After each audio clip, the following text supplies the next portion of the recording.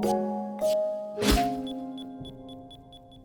有没有想过伟大的作品是如何诞生的？美国社会学家 Richard Sennett 研究各行各业的佼佼者，音乐家、建筑师、工匠、日本师傅，发现这些人都有一个特质，就是所谓的职人精神。今天要来面对的这一本书《匠人》，就要来解析职人精神是如何炼成的，职人的古往今来，还有当代社会为何不再鼓励匠人精神，又要如何找回每个人心中的匠人。首先，我们先来定义一下什么是匠人。匠人指的是想把工作做好而去做工作，并且也有足够能力做到尽善尽美。心理学家 Daniel Levitin 研究各领域的佼佼者，发现有一个数字频繁出现，就是这些人都在同个领域耕耘了10000小时，这就是后来著名的10000小时定律。这听起来好像很多，但其实也就是一天练习3小时，持续10年。中世纪的工匠学徒一天学5小时，7年就毕业。那匠人是如何炼成的？作者发现所有的技能都是从身体开始，各领域的大师级人物都非常重视手艺，重视触觉胜过视觉。英国哲学家霍布斯曾做过一个实验，把小孩带进一个暗房里，请他们摸黑触摸房里的物品，结束后请他们描述自己摸到什么。结果发现，比起开灯看物品，小朋友在摸黑时用字遣词更犀利准确，因为在不仰赖视觉的时候，触觉能力反而会被放大。这点在学乐器上更明显。日本的小提琴家铃木正一就发现，小朋友学弦乐器时，时常不知道手指要压在哪个位置，他就在纸板上粘贴各种颜色的胶带，让小孩知道手指要压在哪，才能拉出正确的音色。这被称作铃木教学法。但是铃木发现，只要把胶带撕掉，音色就走音了。原本以为小孩会习惯按压的位置，但其实手指并没有变得更敏感，而是眼睛的视觉创造了虚假的安全感。铃木发现这个问题后，就把教法改成一旦小孩感觉上手了，就快点把胶带撕掉，让他们用手指去熟悉乐器材料的触感，这会让安全感消失，因为他们现在只能靠触觉跟听觉来判定哪里出错。但这是透过这种来回调整，他们反而会找回一种肢体熟悉的触感。科学家发现，当人的手指不自觉在物体上摸索某个特定区块时，那个区块其实会刺激大脑思考。像中世纪的金匠检验金属的方式，就是用手指指尖搓揉金属来判断纯度。长期下来，工匠的大脑会对特定金属的触感更敏感。这也是为什么许多专家的手都会长茧。人们以为变厚的皮肤会让触觉变迟钝，其实恰好相反，长茧会保护手的末梢神经，让探测动作更快更敏感。再来，匠人的第二个特点是懂得如何跟自己合作。你的左右手会互相帮助，这其实就是一种合作，只是因为太自然了，你忘了再跟自己合作。我们通常都以为要精通一项技能，可以先把动作分解，每个小动作熟练后再结合起来。但是实证研究发现，2只手搭配合作的成效其实更好。例如钢琴师 David Sudenow 就发现，他一开始都是用错误的方法在学爵士乐。爵士乐通常左手要张很大才能弹出和声，所以他把2手分开练习，结果总是会有某只手出错。这其实有一个生理学的解释，因为大脑连接运动皮质的胼胝体是对应身体的另一侧，左脑控制身体右半边，右脑控制身体左半边，所以如果把手拆开来练习，就会削弱左右脑的神经传导。但是如果2只手一起练习，就更能强化左右脑的神经连结，仿佛人脑的设计就是让我们的身体左右互补。在长期训练某项技能后，匠人会逐渐学到各种难以言传但不用思索就可以直觉操作的知识。这位哲学家 Michael Polanyi 称作内隐知识。例如大家可能有过一种经验，自己看说明书组装家具，看了半天还是看不懂，但如果有人做给你看，不用详细说明，你也会立刻明白。这就是身体的内隐知识。或是按照别人的食谱做菜，不管怎么煮，煮出来的成果就是不一样。但如果有一个人亲自做给你看，你在旁边看就会知道怎么做。这种难以用言语表达，而必须靠身体来沟通的知识，就是内隐知识。而要鉴定一个人的能力，就看这个人具备多少内隐知识。最高阶的匠人，在手跟物品之间会发展出一种内在节奏，做事情时会浑然忘我。像是当我们拿锄头敲东西时，敲久了就不会感觉榔头跟你的手掌有所区别，仿佛手消失了，锄头变成身体的延伸，成了手的一部分。我们跟我们正在制作的东西成了一体，不再去思考自己的手在做什么。哲学家梅洛庞蒂把这种经验称作物我合一。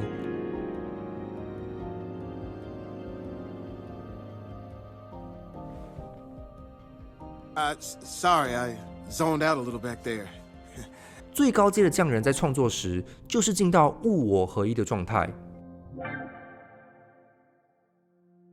介绍完了匠人的身体知识，现在作者要进一步探讨匠人如何利用工具面对困难。厉害的匠人不是先构想出一个完美蓝图才开始动工，匠人的典型做法是一面操作一面修正。例如英国13世纪的 Salisbury 大教堂就是经过3代工匠打造出来，没有蓝图，而是一边盖一边修改。还有我们熟知的宫崎骏也是坚持手绘动画，一边画一边修改，这让大脑跟实作不会分离。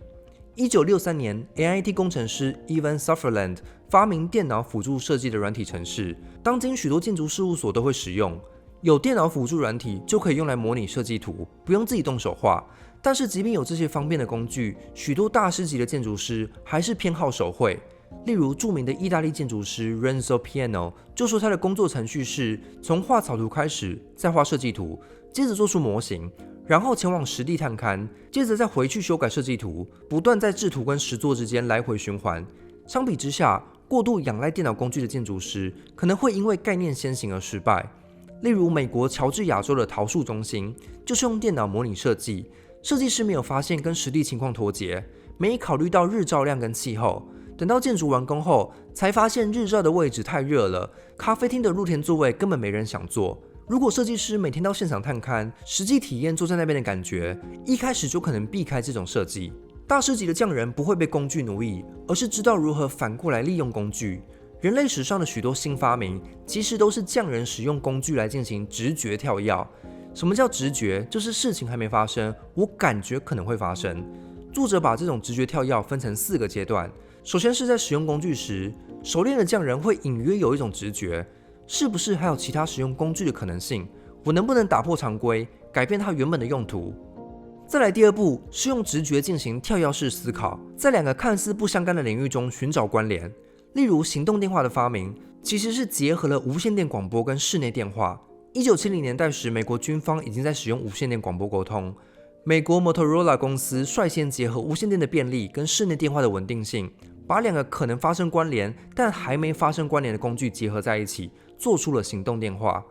直觉跳跃的第3阶段是去思考自己以前没细想过的内隐知识。很多人类史上的技术转移，其实只是把同一套功法从 A 领域转移到 B 领域，这样就带来了创新。而这其实就是柏拉图对创新的看法。柏拉图说，任何事物只要从非存在进入到存在，就是创造。例如17世纪的英国建筑师雷恩，从小就喜欢研究显微镜。1666年发生伦敦大火，20万居民流离失所。雷恩就把他熟悉的显微镜观测技术转移到用来分析伦敦每个区的人口密度，以此推算出每区需要重建多少教堂来服务居民，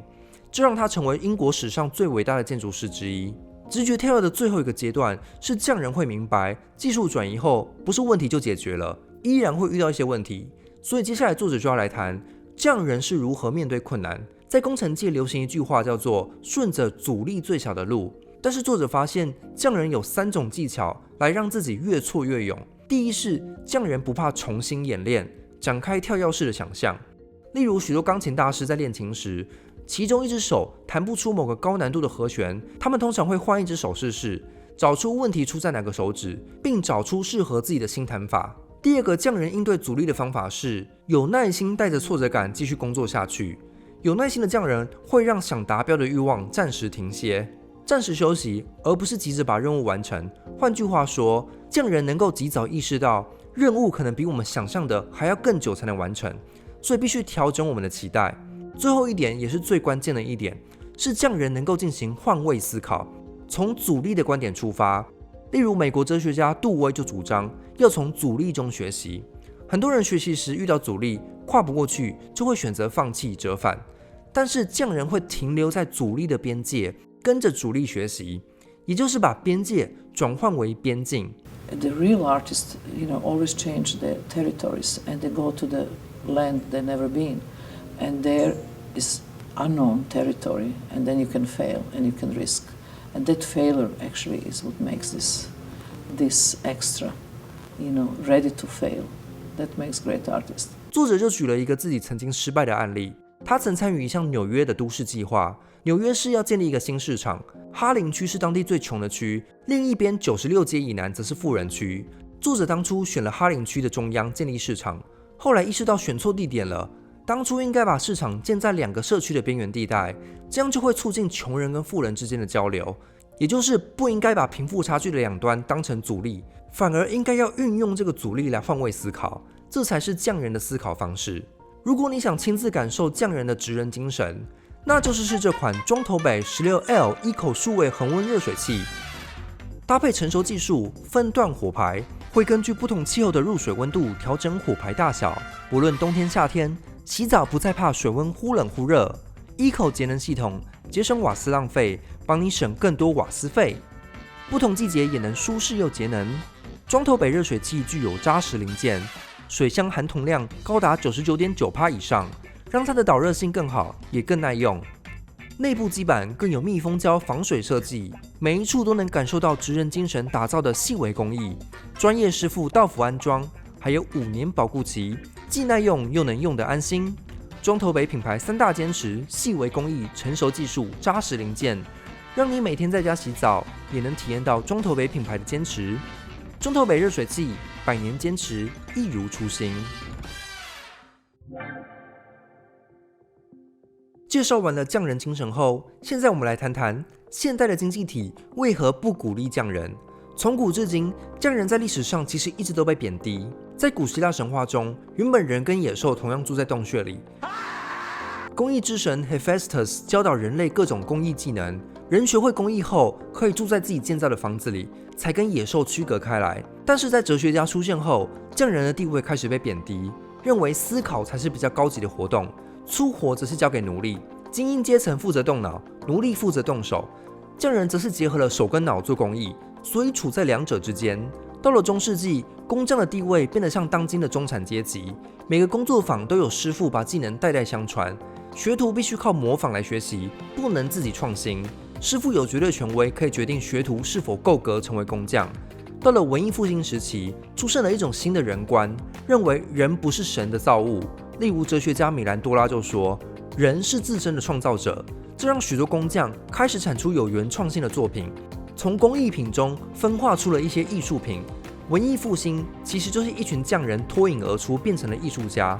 匠人需要靠同业工会的认可，但是艺术家是忠于自己的想法，主张自己的作品具有原创性，是自己的个人特色，不像匠人是继承师傅的功法，不能有自己的个人特色。到了18世纪工业革命后，机器取代人力，匠人的地位岌岌可危。当时出现了2派思潮，一派人认为可以与机器合作，像是狄德罗的百科全书里就高度赞扬工匠，这本书被当成工艺圣经，成为全欧洲最畅销的著作，连俄罗斯的凯撒琳女皇也是忠实读者。狄德罗为了理解匠人精神，亲自做田野调查，但他很快就遇到了困难，很多匠人的知识都是内隐知识，只能实作，难以言传。狄德罗怎么解决这个问题呢？既然文字无法掌握匠人精神，那就用画的，所以百科全书中有大量插图，把制作工艺的每个步骤画出来，而不是用文字描述。狄德罗还尝试了另一个方法，就是把自己变成一个匠人，实际动手操作，学习使用造纸机。狄德罗所向往的启蒙理想，就是让机器做到人做不到的，让人做到机器做不到的，匠人跟机器相互合作。倒是有另一派人认为，匠人必须对抗机器。19世纪的英国作家 John Ruskin 看到工业高速发展，认为工业化摧毁了人类原有的匠人精神，大量生产降低了产品品质，冷冰冰的工业制品没有人性。Ruskin 说，印刷术这项可恶的技术是一切的祸根，让人习惯拥有一模一样的东西。比起在现代工厂里干活的工人，中世纪的工匠产出的品质更高。Ruskin 因此有个激进的想法，他主张整个当代社会都应该回到工业化以前，用自己的身体去接触手工制品，而不是请机器代劳。他的思想甚至成为一个文艺派别，就叫罗斯金主义，反对现代科技，而强调手工劳动的工匠。1850年代 ，Ruskin 甚至创立了一个工人学院，请各行各业的工匠来学习，揭开工业社会的进步假面，希望重新唤起人们的职人精神，要让工匠们意识到机器制造的产品没有温度。对，做得很好，真是帮了我一个大忙。用魔法做的，一点用都没有。穿到下面去，对，再打2针。到了20世纪2战后，日本的经济高速发展，日本制造的工业产品品质高又便宜，这让西方国家开始重新思考问题出在哪，为什么日本企业做得更好。作者认为，日本的匠人精神根植于集体主义的合作文化，因为战后的日本企业采用商业分析师戴明的建议，实行全面品质管理，公司要有凝聚力，管理人员必须到基层去身体力行，下属也要能够对上司说实话，才会有资讯透明的合作文化。另一方面，日本企业的职人精神其实像是一种识别标章，例如在美国的日本店家会以职人精神来主打自己跟其他店家不同，使用日本制造的压缩机也很稀少，也就是追求高品质已经变成日本人的一种身份认同，用来标榜我们比其他民族更勤奋、更认真，也就是社会学家 Badiou 所说的象征资本。作者发现，职人精神这种象征资本，让美国的日本移民有一种优越感，觉得自己跟其他国家的移民不同。后来，经济学家 Richard Lester 跟 Michael Peer 发现，行动电话产业的创新其实也是因为这种合作文化，而不是资本主义鼓励的分工竞争。Motorola 跟 Nokia 当时之所以成功，是因为更强调技术合作。Motorola 让一小群工程师设计出来之后，陈列出各种技术方案，让其他团队未来也可以用到。Nokia 则是让工程师之间可以开放式对谈，让行销人员、设计师加入，不是强调分工，而是强调合作。相比之下 ，Ericsson 更强调部门之间的分工，因为各部门会想巩固自己的势力，结果导致对其他部门隐藏讯息，组织的僵化竞争，让 Ericsson 最终走入下坡，这就是丧失了职人精神的后果。最后，作者要提出一个很有趣的观点：我们通常认为才能是天生的。每个人的确会有不同的天赋高低，但作者认为人人都可以靠后天训练成为匠人，因为精通某一项技艺所需的匠人精神，其实可以追溯到童年的玩耍经验。我们以为游戏跟工作是对立的两个活动，游戏是给小孩的，工作是给大人的。游戏还刺激，还可以教你登短廊。不要！但是历史学家胡钦嘎就指出，其实在工业革命以前的欧洲，不论大人小孩都会玩游戏跟玩玩具，直到工业革命后，成年人被工厂组织驯化后，才逐渐失去玩游戏的时间跟好奇心。但其实游戏就是一门技艺，每个人小时候都有过这种经验。在游戏中，人学会如何摸索规则跟改变规则，并且利用工具去发挥自己的想象力，玩到最后会浑然忘我。这其实就是匠人精神在追求的境界。儿童心理学家 Erik Erikson 观察小孩玩玩具的过程，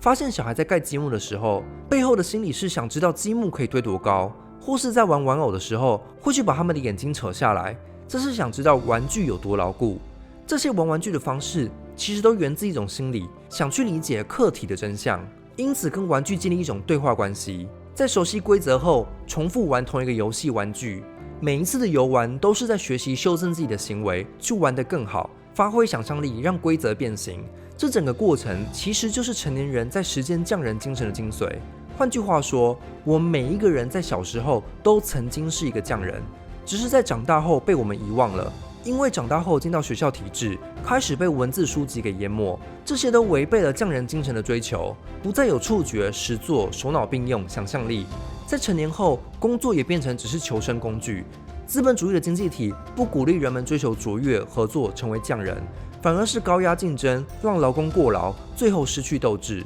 所以哲学家杜威在《民主与教育》里就说，要不是经济状况导致穷人不得已劳动，富人可以无所事事的游戏，工作和游戏其实都是无所拘束的，都是人们发自内心想去做。但是当人们把活动变成手段，工作就会变成强迫劳动。如果人们以游戏心态去工作，那工作就会是一门艺术，能够让我们找回曾经拥有但后来逐渐丧失的匠人精神。留言加分享本集的影片贴文，就有机会抽匠人一本。也欢迎您使用超级感谢或是加入频道会员，就可以观赏会员专属影片。